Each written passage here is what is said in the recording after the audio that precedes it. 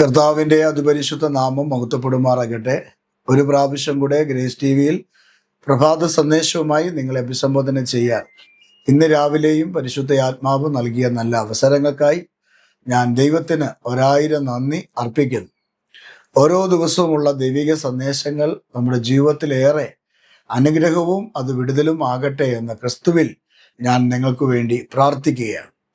കഴിഞ്ഞ ദിവസങ്ങളൊക്കെ യേശുവിൻ്റെ വചനത്തിൽ കൂടെയുള്ള ശക്തി തിരിച്ചറിഞ്ഞ് കർത്താവിനെ ആരാധിക്കാനും മഹത്വപ്പെടുത്താനും ദൈവ സന്ദേശങ്ങൾ കേൾക്കാനും പ്രവചനാത്മാവിൽ ദൈവിക ദൂതുകൾ അരുളപ്പാടുകൾ മനസ്സിലാക്കാനും ദൈവം നമുക്ക് അവസരങ്ങൾ തന്നതിനെ ഓർത്ത് ഞാൻ ദൈവത്തിന് സ്തോത്രം ചെയ്യുകയാണ്. ഞാൻ ഈ ദിവസങ്ങളിൽ കർത്താവ് എനിക്ക് തന്ന വെളിപ്പാട് അനുസരിച്ച് യേശു കർത്താവിനെയാണ് ഓരോ എപ്പിസോഡിലും ഞാൻ ഉയർത്തുന്നത്. കർത്താവ് എനിക്ക് തന്നൊരു വെളിപ്പാടാണ്. വലിയ കാര്യങ്ങൾ ഇപ്പോൾ നടക്കുമെന്നും രോഗസൗഖ്യവും വഴി തുറക്കുമെന്നും ജോലി കിട്ടുമെന്നൊന്നും അധികം ഒന്നും പറഞ്ഞില്ലെങ്കിലും യേശുവിനെ ഉയർത്തുക എന്നുള്ളതാണ് ഏറ്റവും വലിയ കാര്യം. അതുകൊണ്ട് യേശുവിനെ ഉയർത്തുക, യേശുവിൽ വളരുക, യേശുവിൽ ജീവിക്കുക, യേശുവിൻ്റെ ശക്തി തിരിച്ചറിയുക, ഇതൊക്കെ പറയുമ്പോൾ കേൾക്കാൻ ഇന്ന് ആളില്ല. അതേസമയം ഒരു നന്മയുണ്ടാകുന്നു, പണമുണ്ടാകുന്നു, ജോലി വരുന്നു, പുതിയ ഉറവ തുറക്കുന്നു എന്നൊക്കെ പറയുമ്പോൾ അത് കേൾക്കാൻ ഓരോ ദിവസവും വാസ്തവത്തിൽ 2000, 4000, 3000 ഒക്കെ ആളുകൾ ഉണ്ടായിരുന്നു. ഇപ്പം 1500 പേരോളമൊക്കെയാണ് ഒരു ദിവസം സന്ദേശം കേൾക്കുന്നത്. കാരണം ഇത് ആരുടെ കയ്യിൽ എത്താത്തത് കൊണ്ടല്ല, യേശുവിനെ കുറിച്ച് മാത്രം പറയുന്നത് കൊണ്ടാണ്.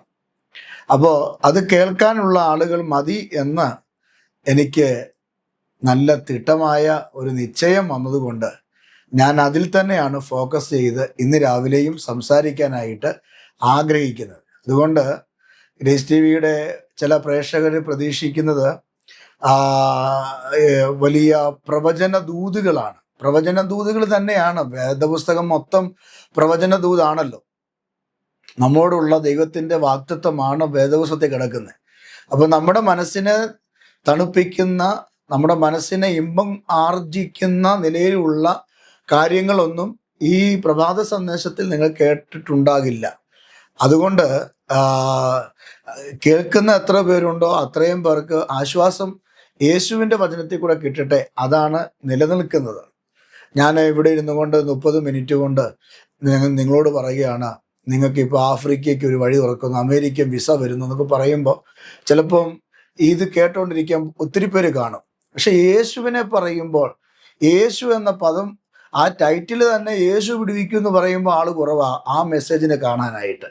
അപ്പോൾ എനിക്ക് കാര്യം മനസ്സിലായി, മനുഷ്യനെ ഇമ്പപ്പെടുത്തുക, മനുഷ്യനെ ത്രസിപ്പിക്കുക എന്നുള്ളതല്ല ദൈവനെ ഏൽപ്പിച്ച ശുശ്രൂഷയെന്ന് എനിക്ക് മനസ്സിലായി. അതുകൊണ്ട് നിരന്തരം ആദ്യം മുതൽ എല്ലാ ദിവസങ്ങളും കേൾക്കുകയും യേശുവിൻ്റെ വചനത്തിൽ ശക്തിപ്പെടുകയും ചെയ്യുന്ന ഈ ക്ലാസ്സിൽ ഓരോ ദിവസവും പങ്കെടുക്കുന്ന ഒരുപിടി ആളുകളുണ്ട്. അവർക്ക് ഇതൊരു ആശ്വാസമാകട്ടെ എന്ന് ഞാൻ ദൈവസന്നിധിയിൽ പ്രാർത്ഥിക്കുന്നു. ഞാൻ പറഞ്ഞു വന്നതിൻ്റെ ഉദ്ദേശം, ആമേൻ, കാഴ്ചക്കാരുടെ കുറവുകൾ ആ വീഡിയോയിൽ കാണുന്നത് കൊണ്ടാണ്, അതിൻ്റെ വേരിയേഷൻ എനിക്ക് മനസ്സിലായത് കൊണ്ടാണ് ഞാൻ നിങ്ങളെ അത് ഓർപ്പിച്ചത്. അതുകൊണ്ട് ശ്രദ്ധിക്കുക, ഗ്രേസ് ടി വിയുടെ ചാനലിനകത്ത് വലിയ അത്ഭുതങ്ങളും നിങ്ങളെ ത്രസിപ്പിക്കുന്ന വാക്കുകളും നിങ്ങളെ ഇമ്പം കൊള്ളിപ്പിക്കുന്ന വാക്കുകളും ഒന്നും കേട്ടില്ല എന്ന് വരാം. പക്ഷേ യേശുവിനെ പ്രസന്റ് ചെയ്യുക എന്നുള്ളതാണ് ഞങ്ങളുടെ ഏറ്റവും വലിയ കാര്യം. അതുകൊണ്ട് ഒരാൾ കേട്ടാൽ മതി. ഈ സന്ദേശം ഒത്തിരി പേര് കേൾക്കണം നിർബന്ധമൊന്നുമില്ല. ഒരാൾ രക്ഷപ്പെട്ടാൽ, കർത്താവായ യേശു ക്രിസ്തു ഒരാൾക്ക് വേണ്ടിയാണല്ലോ കടലിൻ്റെ അക്കരയ്ക്ക് അല്ലെങ്കിൽ തടാകത്തിൻ്റെ അക്കരയ്ക്ക് പോയത്. അവിടെ ചെന്നപ്പോഴല്ലേ ഒരു ലഗ്യോൻ ബാധിച്ച ഒരു മനുഷ്യൻ കല്ലറയിൽ കിടക്കുന്നത് കണ്ടത്. വലിയൊരു ക്രൂസൈഡ് കഴിഞ്ഞിട്ടാണ് ഒരാൾക്ക് വേണ്ടി യേശു കടന്നു പോയത്. അപ്പം ഈ സന്ദേശം ഓരോ ദിവസവും കേൾക്കുമ്പോൾ നിങ്ങൾ മനസ്സിലാക്കണം, ഒരാൾ കേട്ടാൽ മതി, ഒരാൾക്കൊരു പരിവർത്തനവും അല്ലെങ്കിൽ ഒരാൾക്കൊരു ആശ്വാസം ഉണ്ടായാൽ മതി, ഞങ്ങളുടെ ശുശ്രൂഷ കൊണ്ട് ഞങ്ങൾക്ക് വിജയം ഉണ്ടാകാൻ കഴിയും. അപ്പോൾ യേശു ആയിരിക്കട്ടെ നമ്മുടെ ലക്ഷ്യം, യേശു ആയിരിക്കട്ടെ നമ്മുടെ ഫോക്കസ്. അല്ലാതെ ദാവീദും ഗോലിയാത്തും കല്ലും കവണയും ഏലിയാവും ചൂരച്ചെടിയും ഇതൊന്നും അല്ല നമ്മളെ നിത്യതയിൽ കൊണ്ടുപോകുന്നത്. സമയമില്ല പ്രിയരെ. ഇനിയുള്ള സമയം യേശുവിനെ പറയുക, യേശുവിനെ പ്രസംഗിക്കുക, യേശുവിനോട് ജീവിക്കുക. പ്രസംഗത്തിലും പഠിപ്പിക്കലുകളും യേശു ആയിരിക്കട്ടെ നമ്മുടെ കേന്ദ്ര ബിന്ദു. അവിടെയാണ് ദൈവത്തിൻ്റെ പദ്ധതി വെളിപ്പെടുന്നത്. യേശു കർത്താവ് പറഞ്ഞില്ലേ, ഞാൻ ഉയർത്തപ്പെട്ടാൽ നിങ്ങളും ഉയർത്തപ്പെടും, നിങ്ങൾ എന്നിൽ ആകർഷിക്കപ്പെടും എന്ന് കർത്താവ് പറഞ്ഞില്ലേ. അപ്പോൾ തന്നെ യേശു പറഞ്ഞില്ലേ, ലോകത്തിൽ നിങ്ങൾക്ക് കഷ്ടമുണ്ട്, എങ്കിലും ധൈര്യപ്പെടുവീൻ. എന്നിട്ട് കർത്താവ് എന്താ പറഞ്ഞേ? ഞാൻ ലോകത്തെ ജയിച്ചിരിക്കുന്നല്ലേ. അതുകൊണ്ട് യേശുവിലുള്ള സൗഖ്യവും യേശുവിലുള്ള വിടുതലും അനുഭവിക്കാൻ ഗ്രേസ് ടിവിയുടെ പ്രേക്ഷകരെ ഞങ്ങൾ ആഹ്വാനം ചെയ്യുന്നു. കാരണം അവിടെയാണ് വിടുതലെന്ന് കർത്താവ് ഒരു വെളിപ്പാട് തന്നിരിക്കുകയാണ്. ആ വെളിപ്പാടിൽ നിന്നുകൊണ്ടാണ് ഈ ദിവസങ്ങളിൽ ഈ ക്ലാസ്സുകൾ ഞങ്ങൾ എല്ലാ ദിവസവും രാവിലെ 6 മണിക്ക് നയിക്കുന്നത്.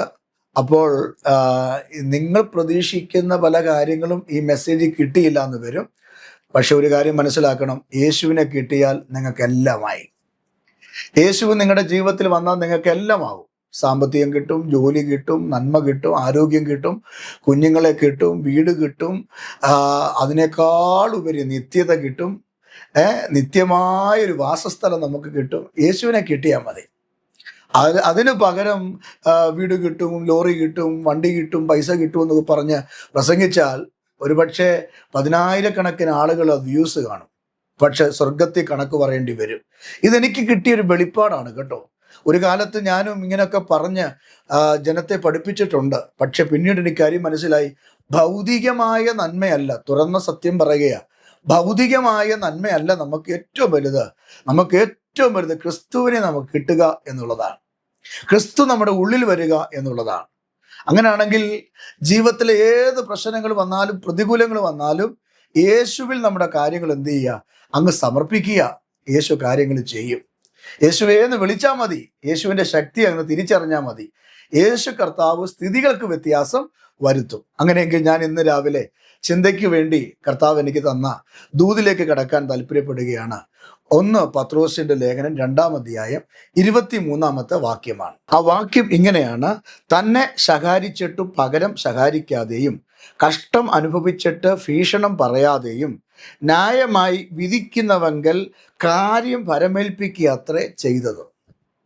നമ്മുടെ വാഴ്ത്തപ്പെട്ട കർത്താവായ യേശു ക്രിസ്തുവിനെ കുറിച്ച് അപ്പോസ്തലനായ പത്രോസ് പറഞ്ഞ അനുഗ്രഹിക്കപ്പെട്ട ഒരു വേടാണ് നമുക്ക് ഇന്ന് ചിന്തയ്ക്ക് വേണ്ടി കർത്താവ് തന്നത്. ഇവിടെ നമ്മുടെ വാഴ്ത്തപ്പെട്ട കർത്താവായ യേശു ക്രിസ്തുവിൻ്റെ ക്രൂശീകരണവുമായി ബന്ധപ്പെട്ട്, അല്ലെങ്കിൽ ആ സഹനവുമായി ബന്ധപ്പെട്ട് പത്രോസ് അപ്പോസ്തലൻ പറയുന്ന ഒരു ഭാഗമാണ്. പത്രോസ് ഏഷ്യ മൈനർ ദേശത്ത്, അല്ലെങ്കിൽ ഇന്നത്തെ തുർക്കി എന്ന് പറയുന്ന സ്ഥലത്ത് ചിതറിപ്പാർക്കുന്ന വിശ്വാസികൾക്ക് വലിയ പീഡകൾ നേരിട്ടു. സഭയ്ക്കും വിശ്വാസികൾക്കും വ്യക്തിപരമായും സമൂഹത്തിനും പീഡകൾ നേരിട്ടു. ആ പീഡകൾ നിമിത്തം അവർ വിശ്വാസ ജീവിതത്തിൽ ഒത്തിരി ക്ഷീണിച്ച് വിറങ്ങലിച്ച് നാളെ എന്ത് സംഭവിക്കും എന്ന് വിചാരപ്പെട്ട് സഭ മുമ്പോട്ട് കടന്നു പോവുകയാണ്. ഇങ്ങനെ ഒരു വലിയൊരു പരിതാപകരമായ അവസ്ഥയിൽ സഭ കടന്നു പോകുമ്പോൾ ആ ചിതറിപ്പോയ വിശ്വാസികളെ ഉറപ്പിക്കാൻ വേണ്ടി പത്രോസ് അപ്പോസ്തലൻ എഴുതിയ ലേഖനമാണ് 1 പത്രോസും 2 പത്രോസും. ഈ പത്രോസ് അപ്പോസ്തലൻ തൻ്റെ സഭയെ ഉറപ്പിക്കുവാൻ, അവരെ ക്രിസ്തുവിൻ്റെ സ്നേഹത്തിലും വിശ്വാസത്തിലും ധൈര്യത്തിലും ഉറപ്പിച്ചു നിർത്തി, ഈ ഭൂമിയിലുള്ളതല്ല വലുത്, ഇത് താൽക്കാലികമാണ്, ഇതിനപ്പുറത്ത് നമുക്കൊരു ജീവിതമുണ്ടെന്നും ഇതിനപ്പുറത്ത് നമുക്കൊരു വെളിപ്പാടുണ്ടെന്നും നമുക്കൊരു നിത്യതയുണ്ടെന്നും ഈ താൽക്കാലിക ഭൂമിയിൽ സംഭവിക്കുന്ന കഷ്ടവും നിന്ദയും പരിഹാസവും ഇവയൊന്നും നമ്മളെ തകർക്കുകയില്ല. നമുക്ക് ജയം തരുവാൻ ദൈവം നമ്മുടെ കൂടെയുണ്ട്, അഥവാ കർത്താവ് നമ്മുടെ കൂടെയുണ്ട്, യേശു നമ്മളെ അറിയുന്നു എന്ന് പഠിപ്പിക്കുന്ന ഒരു ഭാഗമാണ് പീഡ സഹിക്കുന്ന സഭയ്ക്ക് പത്രോസ് എഴുതിയത്. ഈ പത്രോസ് അപ്പോസ്തലൻ കർത്താവായ യേശു ക്രിസ്തുവിനെ കുറിച്ച് പറയുകയാണ്. യേശു കർത്താവിനെ ശകാരിച്ചിട്ടും പകരം എന്ത് ചെയ്തില്ല? യേശു കർത്താവ് ശകാരിച്ചില്ല എന്ന് പറഞ്ഞാൽ, സഭ വളരെ പ്രതിസന്ധിയിൽ കൂടെ കടന്നു പോകുമ്പോൾ വിശ്വാസികളെ, ആ ചിതറിപ്പോയ വിശ്വാസികളെ കൂട്ടമായി നിന്ന് പ്രാർത്ഥിക്കാനോ ആരാധിക്കാനോ പറ്റാതെ എവിടെയൊക്കെയോ ചിതറി ലോകത്തിൻ്റെ പല ഭാഗങ്ങളിലേക്ക് യഹൂദന്മാർ പോയതായിട്ട് നമുക്കറിയാം. അങ്ങനെ ചിതറിപ്പോയ ജനത്തെ കർത്താവിനെ സാക്ഷി നിർത്തി പറയുകയാണ്, നിങ്ങൾ ഭാരപ്പെടേണ്ട, നിങ്ങൾ നിരാശപ്പെടേണ്ട, നമ്മുടെ കർത്താവിനെ നോക്കൂ. ക്രൂശിച്ചു കൊന്ന യേശുവിനെ നിങ്ങൾ നോക്കൂ.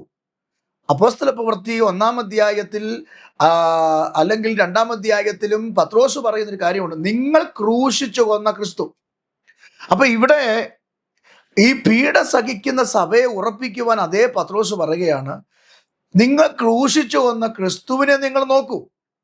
പീഡയല്ല നിങ്ങൾ നോക്കേണ്ടത്, പ്രതികൂലങ്ങളല്ല നിങ്ങൾ നോക്കേണ്ടത്, പ്രതിസന്ധികളല്ല നിങ്ങൾ നോക്കേണ്ടത്, ക്രിസ്തുവിനെ നിങ്ങൾ നോക്കണം. ആമേൻ. ഏത് സാഹചര്യങ്ങൾ നമുക്ക് നേരെ കടന്നു വന്നാലും, പ്രതികൂലങ്ങൾ വന്നാലും, നമ്മൾ നമ്മുടെ ചാർച്ചക്കാരെയോ ബന്ധുമിത്രാദികളെയോ അപ്പനെയോ പാസ്റ്ററിനെയോ അച്ഛനെയോ തിരുമേനിയോ ഒന്നും അല്ല നോക്കേണ്ടത്. നമ്മുടെ ഓപ്പോസിറ്റ് താമസിക്കുന്ന വിശ്വാസി കുടുംബത്തെ അല്ല നോക്കേണ്ടത്. നമ്മുടെ വീട്ടിൽ വല്ലപ്പോഴും വന്നു കയറി പ്രാർത്ഥിച്ചു പോകുന്ന ഉപദേശിമാരെ അല്ല നമ്മൾ നോക്കേണ്ടത്. നമ്മുടെ ജീവിതത്തിൽ താങ്ങാൻ കഴിയാത്ത നൊമ്പരങ്ങളും വേദനകളും കഷ്ടതകളും കടന്നു വരുമ്പോൾ നമ്മൾ യേശുവിനെ നോക്കണം. യേശുവിനെ നോക്കുന്ന ഒരു വ്യക്തി ഒരിക്കലും ക്ഷീണിക്കത്തില്ല. കാരണം യേശുവിനെ നോക്കുമ്പോൾ അവൻ്റെ ജീവിതത്തിൽ എനർജി ഉണ്ടാക്കുക, ശക്തി ആവരിക്കുകയാണ്. അതുകൊണ്ട് പീഡ സഹിച്ച് ആരാധനയിലും പ്രാർത്ഥനയിലും വ്യക്തിപരമായ ജീവിതത്തിലും സഭാപരമായ വിഷയത്തിലും ഈ ജനം ചിതറിപ്പോയപ്പോൾ ആ ചിതറിപ്പോയ മനസ്സുകളെ ഉറപ്പിക്കുവാൻ, ആ പട്ടണത്തിലുള്ളവരെ ഉറപ്പിക്കുവാൻ പത്രോസ് അപ്പോസ്തലൻ പറയുകയാണ്, നിങ്ങൾ യേശുവിനെ നോക്കുക. എന്നിട്ട് പറയുകയാണ് 23-ാമത്തെ വാക്യം, യേശുവിനെ ശകാരിച്ചിട്ട് പകരം ശകാരിക്കാതെ. യേശുവിനെ ശകാരിച്ചു ഇല്ലേ? യേശു പകരം ശകാരിച്ചോ? ഇല്ല. നീ യഹൂദന്മാരുടെ രാജാവോ? ഇന്നലെ നമ്മൾ ചിന്തിച്ചു. നീ യഹൂദന്മാരുടെ രാജാവോ, അല്ലെങ്കിൽ സീസറിന് കരം കൊടുക്കുന്ന വിഹിതമോ, അല്ലെങ്കിൽ ഞാൻ ദൈവമാണെന്ന് പറഞ്ഞ് ഇങ്ങനെ കുറ്റപ്പെടുത്തി ശകാരിച്ച് നിർത്തി ജനസമൂഹത്തിൻ്റെ മുമ്പിൽ കൈകെട്ടി കുറ്റവാളിയെപ്പോലെ കർത്താവിനെ നിർത്തി അവർ ദ്രോഹിക്കുമ്പോഴും ശകാരിക്കുമ്പോഴും കുറ്റം പറയുമ്പോഴും അപവാദം പറയുമ്പോഴും പരിഹസിക്കുമ്പോഴും യേശു പകരം എന്ത് ചെയ്തില്ല? ഒരു വാക്കുപോലും മിണ്ടിയില്ല. അങ്ങനെ യേശു ഒരു വാക്കുപോലും മിണ്ടിയില്ല. അതുകൊണ്ട് പത്രോസ് അപ്പോസ്തലൻ ചിതറിപ്പോയ വിശ്വാസികളോട് പറയുകയാ, നിങ്ങൾ പ്രതികരിക്കേണ്ട മക്കളെ, നിങ്ങൾ നിരാശപ്പെടേണ്ട, നമ്മുടെ കർത്താവിനെ നോക്കുക. യേശു നമുക്ക് വേണ്ടി സഹിച്ച ആ സഹനം നിങ്ങൾ നോക്കുക. ഇന്ന് രാവിലെ ഞാൻ എൻ്റെ പ്രിയപ്പെട്ട സഹോദരങ്ങളോട് ഇങ്ങനെ പറയാം, നിങ്ങളുടെ ജീവിതത്തിൽ താങ്ങാൻ കഴിയാത്ത ശകാരങ്ങളും ആരോപണങ്ങളും ഒക്കെ കടന്നു വരാം, പ്രതിസന്ധികൾ കടന്നു വരാം, പിടിച്ചു നിൽക്കാൻ പറ്റാത്ത സാഹചര്യങ്ങൾ കടന്നു വരാം. നീ ഉയരുന്നു എന്ന്, നീ നന്മ പ്രാപിക്കുന്നു എന്ന് കാണുമ്പോൾ ജലസിയുടെ ആത്മാവ് നിനക്കെതിരെ നിന്ന് വാളും പരിചയമായി നിൽക്കുന്ന പോലെ തോന്നിയേക്കാം. പക്ഷെ നീ ആരോടും എന്ത് ചെയ്യരുത്? ശകാരിക്കരുത്. നിന്നെ ശകാരിച്ചാലും, നിന്നെ കുറ്റം പറഞ്ഞാലും, നിന്നെ പരിഹസിച്ചാലും, നിനക്കെതിരെ നിന്നാലും നീ ഒരു വാക്കുപോലും എന്ത് ചെയ്യരുത്? പറയരുത്. പകരം ദൈവസന്നിധി മുട്ടുകുത്തി പ്രാർത്ഥിച്ചോണം. കാരണം നിന്റെ മേലൊരു അഭിഷേകമുണ്ട്. ദാവീദിന്റെ മേൽ അഭിഷേകം വീണപ്പോഴല്ലേ ശൗല് കുന്തം കൊണ്ട് കുത്തിയത്? പക്ഷെ കുന്തം വീഴാൻ ദൈവം അനുവദിച്ചില്ലല്ലോ. അങ്ങനെയെങ്കിൽ യേശു കർത്താവിനെ ശകാരിച്ചിട്ടും യേശു ശകാരിക്കാതെ, തിരിച്ച് ശകാരിക്കാതെ യേശു മൗനമായെങ്കിൽ ഇവിടെ പറയുകയാണ്, അവന് കഷ്ടം അനുഭവിച്ചിട്ടും ഭീഷണം പറയാതെ, അല്ലെങ്കിൽ പ്രതികാരം ഒന്നും ചെയ്യാതെ യേശു ചെയ്ത ഒരു കാര്യം, ന്യായമായി വിധിക്കുന്നവന്റെ കയ്യിൽ കാര്യം എന്ത് ചെയ്തു? വരമേൽപ്പിച്ചു. കേട്ടോ പ്രിയരെ? ന്യായമായി കാര്യങ്ങൾ ചെയ്യുന്നവന്റെ കയ്യിൽ, ദൈവത്തിൻ്റെ കയ്യിൽ യേശു കാര്യങ്ങൾ അങ്ങോട്ട് ഫലമേൽപ്പിച്ചു. ഇന്ന് രാവിലെ ഈ സന്ദേശത്തിൽ എനിക്ക് നിങ്ങളോടും പറയാനുള്ള ഒരു വാക്കാണ്, അല്ലെങ്കിൽ ഒരു ദൂതാണ്. നിങ്ങൾ പ്രതികരിക്കാതെ, നിങ്ങൾ പകരം ശകാരിക്കാതെ, കുറ്റം പറയാതെ, നിങ്ങൾ ന്യായമായി കാര്യങ്ങൾ നടത്തുന്ന ഒരു ദൈവമുണ്ട് എന്ന് തിരിച്ചറിഞ്ഞിട്ട് ആ ദൈവത്തിൻ്റെ കയ്യിൽ നിങ്ങളുടെ കാര്യങ്ങൾ പരമേൽപ്പിക്കണം. ഇവിടെ യേശു കർത്താവ് ചെയ്തതും അത് തന്നെയാണ്. ഈ വാക്യത്തിൽ നമുക്ക് 3ആയിട്ട് തിരിച്ചു പഠിക്കാൻ കഴിയും. ഒന്നാമത്തെ വിഷയം, പ്രതികാരം ചെയ്യാത്ത മനസ്സ്. കണ്ടോ?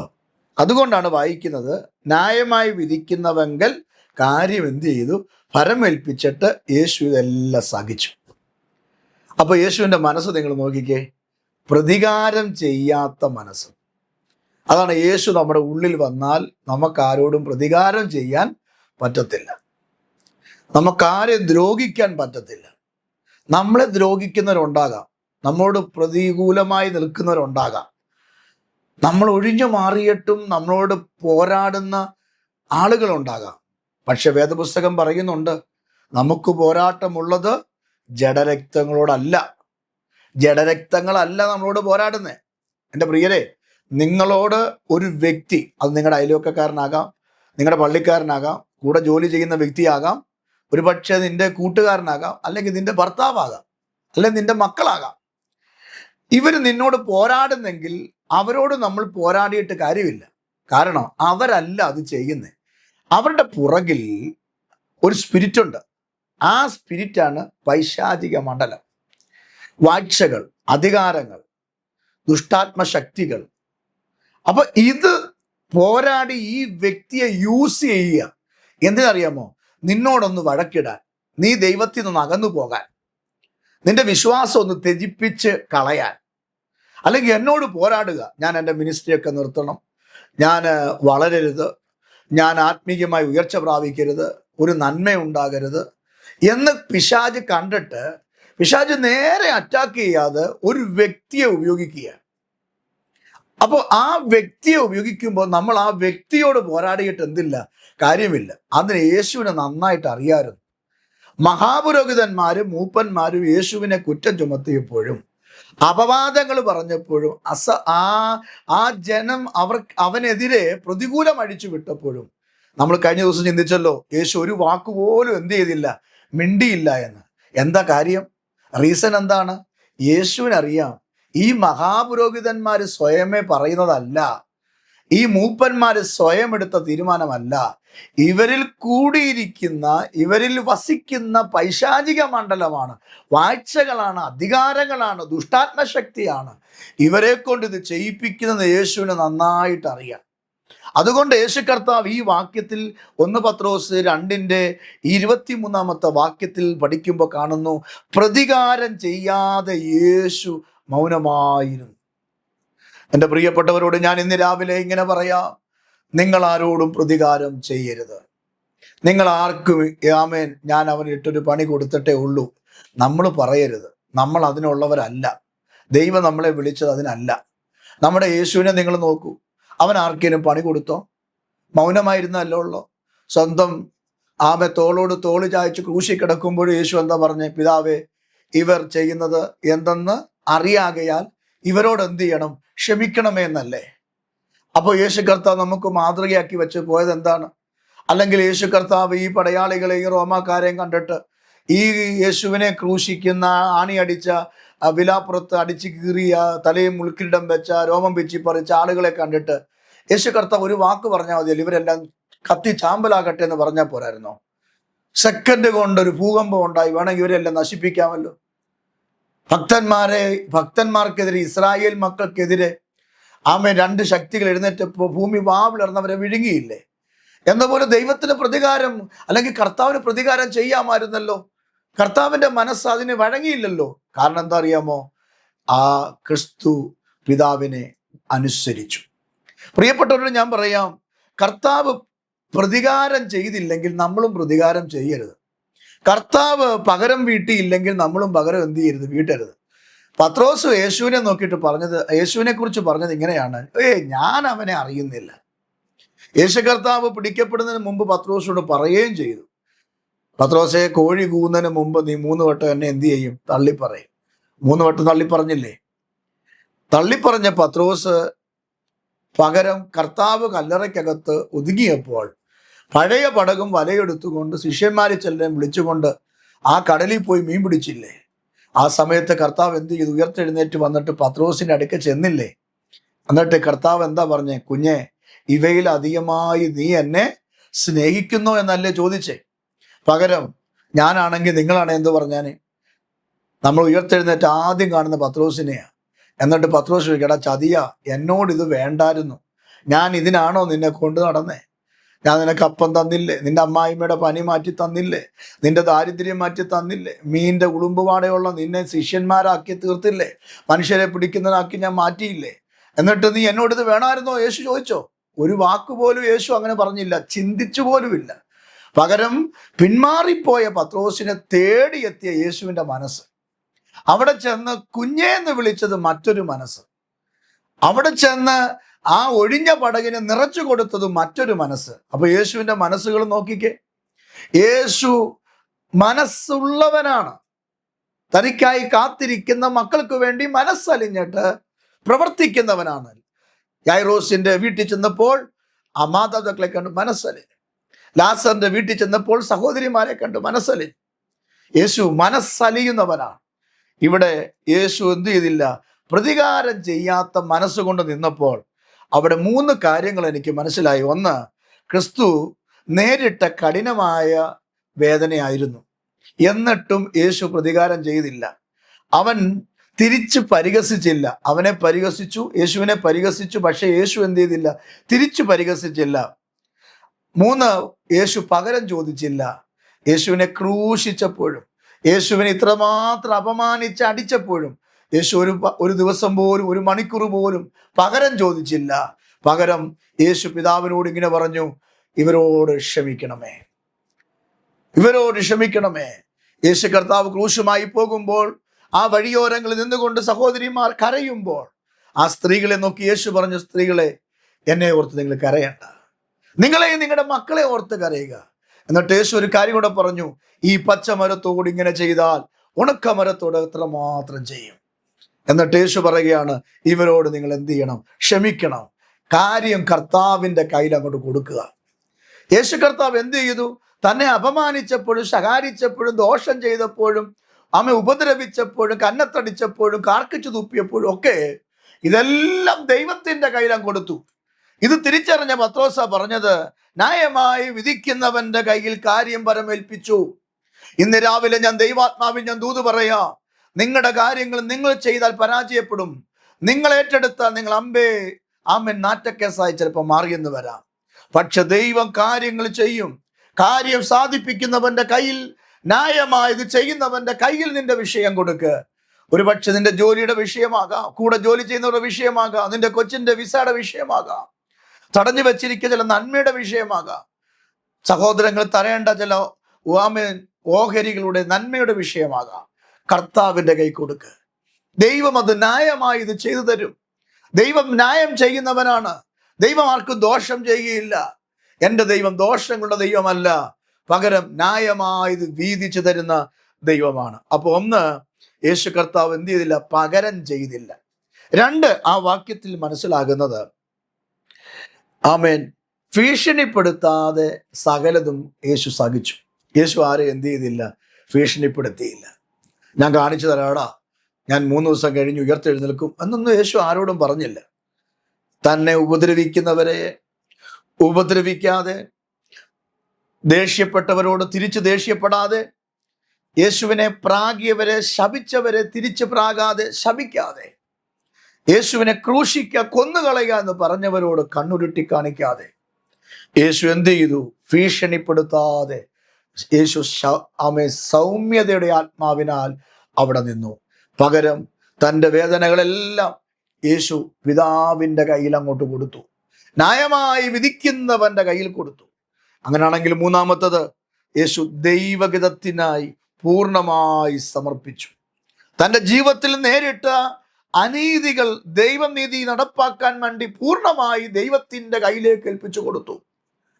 തൻ്റെ ജീവിതത്തിൽ നേരിട്ട പ്രതിസന്ധികൾ, കുറ്റാരോപണങ്ങൾ, താൻ മനസ്സാവാച അറിയാത്ത കാര്യങ്ങൾ, താൻ ക്രൂശിക്കപ്പെടുമ്പോഴും കൽത്തളങ്ങളിൽ തന്നെ അടിക്കുമ്പോഴും ആ വാക്കുകൾക്ക് ഒന്നും പ്രതികാരം ചെയ്യാതെ, ആരോടും ഒരു തർക്കുത്തരം പറയാതെ, ആരോടും നീരസമായി ഇടപെടാതെ സകലതും ദൈവഗീതത്തിന് സമർപ്പിക്കാൻ യേശു കർത്താവ് തയ്യാറായി. അങ്ങനെയാണെങ്കിൽ എൻ്റെ പ്രിയപ്പെട്ട ദൈവമക്കളോട് ഞാൻ പറയട്ടെ, കർത്താവ് ഇന്നു പകൽ ചെയ്തതുപോലെ നമുക്കും ദൈവസന്നിധി ചെയ്യാം. പൗലോസ് പറയുന്നൊരു കാര്യമുണ്ട്. റോമാലേഖനത്തിൽ 12-ാം അധ്യായം 19-ാമത്തെ വാക്യത്തിൽ, യേശു പൂർണ്ണമായി ദൈവത്തിൽ വിശ്വസിച്ചു. അവൻ നടത്തും, ന്യായം നടത്തി തരും. അതുകൊണ്ട് വേദപുസ്തകത്തിൽ പറയുക, ആവർത്തന പുസ്തകം 32-ാം അധ്യായം 35-ാമത്തെ വാക്യം, പ്രതികാരം പ്രതിഫലവും ദൈവത്തിന്റെ പക്കലാണ്. നിങ്ങൾ നോക്കൂ പ്രിയരെ, പ്രതികാരവും പ്രതിഫലവും ദൈവത്തിന്റെ പക്കലാണെങ്കിൽ നമുക്ക് കാര്യമുള്ളത് ദൈവത്തോടാണ്, മനുഷ്യരോടല്ല. മനുഷ്യർ നമ്മോടൊന്നും ചെയ്യത്തില്ല. നമ്മളെ നശിപ്പിക്കുവാൻ നോക്കിയാൽ കർത്താവ് യുദ്ധം ചെയ്യും. നമ്മെ ഇല്ലായ്മ ചെയ്യാൻ നോക്കിയാൽ കർത്താവ് ഇടപെടും. നിങ്ങൾ മുട്ടുമടക്കി ദൈവസന്നിധിയിൽ പകലും രാത്രിയിലും കരഞ്ഞാൽ മതി. നിങ്ങളുടെ കാര്യങ്ങൾ ദൈവത്തിന്റെ പക്കൽ കൊടുത്താൽ മതി. ദൈവത്തോട് പറയണം, കർത്താവേ, ഈ വിഷയത്തിൽ എനിക്ക് സ്വന്തമായി ഒന്നും ചെയ്യാൻ പറ്റില്ല. എനിക്ക് വേണ്ടി റെക്കമെൻഡ് ചെയ്യാൻ, എനിക്ക് വേണ്ടി വാദിക്കാൻ, എൻ്റെ നിരപരാധിത്വം പറഞ്ഞു വലിപ്പിക്കാൻ എനിക്കാരുമില്ല. ഈ ലോകം തെറ്റായ കൂട്ടുകെട്ടിലേക്കും തെറ്റായ ബന്ധങ്ങളിലേക്കും പോയിട്ട് കർത്താവെ വേദനിപ്പിക്കുന്നു, ഭാരപ്പെടുത്തുന്നു, കഷ്ടപ്പെടുത്തുന്നു, കരയിപ്പിക്കുന്നു. പക്ഷെ ഞങ്ങളത് ദൈവത്തിന്റെ കയ്യിലേക്ക് തരുന്നു. അങ്ങയുടെ കയ്യിൽ ഞാനിത് സമർപ്പിക്കുന്നു. അങ്ങ് ഈ വിഷയം ഏറ്റെടുക്കണം, അങ്ങ് ഞങ്ങളെ അനുഗ്രഹിക്കണം എന്ന് പറഞ്ഞ് ദൈവസന്നിധിയിൽ നിങ്ങളുടെ കാര്യങ്ങൾ ഏൽപ്പിച്ചു കൊടുക്കണം. കാര്യങ്ങൾ ദൈവത്തിൽ ഫലമേൽപ്പിച്ചാൽ നിങ്ങളുടെ കുടുംബം അനുഗ്രഹിക്കപ്പെടും. കാര്യങ്ങൾ ദൈവത്തിൽ ഫലമേൽപ്പിച്ചാൽ നിങ്ങളുടെ സ്വസ്ഥത ദൈവം നിങ്ങൾക്ക് തിരികെ തരും. കാര്യങ്ങൾ ദൈവസന്നിധിയിൽ ഫലമേൽപ്പിച്ചാൽ നഷ്ടപ്പെട്ടു പോയ സകല നന്മകളും ഉയർച്ചകളും കർത്താവ് നിങ്ങൾക്ക് തരും. അതുകൊണ്ട് നിങ്ങൾ ഭാരപ്പെടേണ്ട, അതുകൊണ്ട് നിങ്ങൾ നിരാശപ്പെടേണ്ട, അതുകൊണ്ട് നിങ്ങൾ ഏങ്ങലടിക്കേണ്ട. എങ്ങനെയായി തീരുമെന്ന വിഷയത്തിൽ നിങ്ങൾ ഭാരപ്പെടേണ്ട. എത്ര സൈന്യം നിനക്കെതിരെ പാളയം ഇറങ്ങിയാലും ഒരു തേനീച്ചയെ കൊണ്ട് അവരെ പറപ്പിക്കാൻ, അവരെ ഓടിക്കാൻ എൻ്റെ ദൈവത്തിന് കഴിയും. അതുകൊണ്ട് യേശു കർത്താവ് ദൈവത്തിൽ വിശ്വസിച്ചു. യേശു കർത്താവ് തൻ്റെ വേദനകളും പ്രയാസങ്ങളും കേട്ടതും കണ്ടതും എല്ലാം ദൈവത്തിന്റെ കയ്യിലേക്ക് ഏൽപ്പിച്ചിട്ട് പറയുകയാ, ന്യായമായി വിധി തരുവാൻ, ന്യായമായി വിധിച്ച കാര്യങ്ങൾ ന്യായമായി ചെയ്യുവാൻ ഞാൻ എന്ത് ചെയ്യുന്നു? കാര്യം ദൈവത്തിൽ ഫലമേൽപ്പിക്കുന്നു. ഗ്രേസ് ടിവിയുടെ പ്രേക്ഷകരെ, ഞാൻ ഇന്ന് രാവിലെ ആത്മാവി പറയാം, ഒരു പക്ഷെ നിങ്ങൾ വലിയ വേദനയിലായിരിക്കാം, വലിയൊരു നിന്ദയുടെ വക്കിലായിരിക്കാം, വലിയ ചോദ്യചിഹ്നങ്ങളുടെ മുമ്പിലായിരിക്കാം നിങ്ങൾ കഴിയുന്നത്. എന്നാൽ ഇന്ന് രാവിലെ പരിശുദ്ധാത്മാവിൽ ഞാൻ ദൂത് കൈമാറുകയാ, നിങ്ങൾ പ്രതികരിക്കാതെ കാര്യങ്ങൾ ദൈവത്തിൽ ഫലമേൽപ്പിക്കുക. ദൈവമാണ് നിങ്ങളെ വിളിച്ചത്. മെനക്കെട്ട് നിന്നപ്പോൾ ന്യായമായത് തരാമെന്ന് പറഞ്ഞ് ഈ വേലസ്ഥലത്താക്കിയത് ദൈവമാണ്. നിങ്ങൾ ഓടി വന്നതല്ല, നിങ്ങൾ മനഃപൂർവ്വം ചെന്നതല്ല. ദൈവം നിങ്ങളെ ആക്കിയതാണ്. ദൈവം നിങ്ങളെ ആക്കിയെങ്കിൽ, ഒരു തോട്ടക്കാരൻ തൻ്റെ തൊഴിലാളികളെ ഒരു തോട്ടത്തിൽ ആക്കിയിട്ടുണ്ടെങ്കിൽ ആ തൊഴിലാളികളെ കുറിച്ച് തോട്ടക്കാരന് ഉത്തരവാദിത്വമുണ്ട്. എന്നതുപോലെ നിങ്ങളെക്കുറിച്ച് ദൈവത്തിന് ഒരു ഉത്തരവാദിത്വമുണ്ട്. നിങ്ങളെക്കുറിച്ച് ദൈവത്തിന്റെ പർപ്പസ് ഉണ്ട്. ഒരിക്കലും നിങ്ങൾ ക്ഷീണിക്കരുത്. കലപ്പയ്ക്ക് കൈവച്ചിട്ട് തിരിഞ്ഞു നോക്കരുത്. ഇവരാരും നിന്നെ സഹായിക്കത്തില്ല. ഇവരാരും നിന്റെ ഉയർച്ചയെ സന്തോഷിക്കുന്നവരല്ല. ചിരിക്കുന്നതും തോളിക്കൈയിടുന്നതും കൊള്ളാം സഹോദര എന്ന് വിളിക്കുന്നവരും പറയുന്നവരും നിന്റെ കൂടെ ഇല്ല പ്രിയരെ. അവരെല്ലാം വക്രതയുള്ളവരാണ്. എന്നാൽ നിന്റെ കൂടെയുള്ളത് കർത്താവാണ്. നിനക്ക് വേണ്ടത് കർത്താവിനോട് പറ. നിന്റെ വേദനകൾ യേശുവിനോട് പറ. നിന്റെ കാര്യങ്ങൾ യേശുവിനോട് പറ. യേശു നിനക്ക് വേണ്ടി അത്ഭുതം ചെയ്യും. യേശു നിന്നെ മാനിക്കും. യേശു നിന്റെ അവസ്ഥയ്ക്ക് വ്യത്യാസം വരുത്തും. നിന്റെ കുടുംബം ആദരിക്കപ്പെടും. നിന്റെ തലമുറ ഉയർച്ച പ്രാപിക്കും. കണ്ടിട്ടില്ലാത്ത നന്മകൾ ഈ വർഷം ദൈവം നിങ്ങൾക്ക് തരും. എന്ത് നിങ്ങൾ ചെയ്യണം? ന്യായമായി വിധിക്കുന്നവെങ്കിൽ കാര്യം എന്ത് ചെയ്യണം? ഫലമേൽപ്പിക്കണം. ദൈവത്തോട് മാത്രം പറയണം. ഒരു മനുഷ്യരോടും പറയരുത്. ദൈവത്തോട് മാത്രമേ പറയാവൂ. മനുഷ്യരോട് പറഞ്ഞാൽ കാര്യമൊന്നും നടക്കത്തില്ല. നിങ്ങൾ ലജ്ജിച്ചു പോകത്തേ ഉള്ളൂ. പക്ഷെ ദൈവത്തോട് നിങ്ങളുടെ കാര്യം പറഞ്ഞാൽ, വേദന പറഞ്ഞാൽ, കടുതിരൊഴുക്കിയാൽ നിങ്ങളെ ദൈവം ആദരിച്ച്, നിന്ദിച്ചവരുടെയും പരിഹസിച്ചവരുടെയും നിങ്ങൾക്കെതിരെ രേഖ എഴുതിയവരുടെ മുമ്പിൽ നിങ്ങളെ ആദരിച്ച് നടത്തുന്ന ജീവനുള്ളൊരു ദൈവമുണ്ട്. അങ്ങനെയെങ്കിൽ ഇന്ന് രാവിലെ ഞാൻ ആത്മമണ്ഡലത്തിൽ ഇങ്ങനെ പറഞ്ഞ് പ്രാർത്ഥിക്കാം, നിങ്ങൾ നിരാശപ്പെടേണ്ട. കർത്താവ് നിങ്ങളുടെ കാര്യങ്ങളേക്കും. നിങ്ങൾക്ക് പറയാനുള്ളത് ദൈവത്തോട് പറയണം. നിങ്ങളെ ഭാരമേൽപ്പിച്ച ദൈവമുണ്ട്. നിങ്ങളുടെ ഭാരം വഹിക്കുന്ന ദൈവമുണ്ട്. കാര്യങ്ങൾ അവിടുന്ന് നിങ്ങൾക്ക് നടത്തി തരും. അങ്ങനെയെങ്കിൽ ഞാൻ നിങ്ങൾക്ക് വേണ്ടി പ്രാർത്ഥിക്കാം. കർത്താവാം ദൈവമേ, സ്വർഗീയ പിതാവേ, ഞങ്ങൾക്ക് നൽകിയ നല്ല ദൂതിനായി സ്തോത്രം. ഞങ്ങളുടെ കാര്യങ്ങൾ അങ്ങിൽ പരമേൽപ്പിച്ച്, അങ്ങിൽ ഉറപ്പും ധൈര്യവും പ്രാപിച്ച് വിശ്വസ്തയോടെ നിൽക്കുവാൻ ഞങ്ങൾക്ക് കൃപ ചെയ്യണമേ. ആത്മാവിൽ ഞങ്ങളെ ബലപ്പെടുത്തണമേ. അഭിഷേകത്തിൻ്റെ ഒരു ശക്തി ഞങ്ങൾക്ക് നൽകണമേ. കൃപയിൽ ഞങ്ങളെ ഉറപ്പിക്കണമേ. യേശുവേ, അങ്ങ് ഞങ്ങളുടെ കൂടെ ഉള്ളതിനായി സ്തോത്രം. ഞങ്ങൾക്ക് വേണ്ടി നീതിയോടെ പ്രവർത്തിക്കുമെന്നും ആകയാൽ കാര്യങ്ങൾ ദൈവത്തിൽ ഫലമേൽപ്പിച്ച് മുമ്പോട്ട് പോകുവാൻ ഞങ്ങളെ മുറ്റുമായി തരുന്നു. കർത്താവെ, ഈ പ്രിയപ്പെട്ടവർക്കായി സ്തോത്രം. രോഗങ്ങൾ സൗഖ്യമാകണം, ഞെരുക്കങ്ങൾ മാറ്റണം, കഷ്ടതകൾ മാറ്റണം, വേദനകൾ മാറ്റണം, അത്ഭുതം ദൈവം ചെയ്യണം. ഒന്നും കൊണ്ടും നിന്റെ കുഞ്ഞുങ്ങൾ ഭാരപ്പെടാൻ സ്വർഗത്തിലെ ദൈവം അനുവദിക്കരുത് എന്ന് ദൈവത്തോട് പ്രാർത്ഥിക്കുന്നു. പിതാവിൻ്റെയും പുത്രൻ്റെയും പരിശുദ്ധാത്മാവിൻ്റെ നാമത്തിൽ ഇവർ അനുഗ്രഹിക്കപ്പെടട്ടെ എന്ന് ദൈവസന്നിധി പ്രാർത്ഥിക്കുന്നു. പ്രാർത്ഥന കേട്ടതിനായി സ്തോത്രം. യേശു അപ്പായുടെ പൊന്നുനാമത്തിൽ തന്നെ ആമേൻ. ദൈവം നിങ്ങളെ അനുഗ്രഹിക്കട്ടെ. നിങ്ങളുടെ പ്രാർത്ഥനാ വിഷയങ്ങൾ ഞങ്ങൾക്ക് എഴുതുക. തീർച്ചയായും ഞങ്ങൾ നിങ്ങൾക്ക് വേണ്ടി പ്രാർത്ഥിക്കാം. ദൈവം കൂടെയുണ്ട്. നിങ്ങളുടെ കാര്യങ്ങൾ ഏൽപ്പിക്കേണ്ടവൻ്റെ കയ്യിൽ ഏൽപ്പിക്കുക. കാര്യങ്ങൾ ദൈവം കൈകാര്യം ചെയ്യും, അത്ഭുതം ചെയ്യും. ദൈവത്തിൽ വിശ്വസിക്കുക. അടുത്ത ദിവസം ഇതേ സമയം മറ്റൊരു ദൂതുമായി നമുക്ക് കാണാം. ദൈവം നിങ്ങളെ അനുഗ്രഹിക്കുമാറാകട്ടെ. ആമേൻ.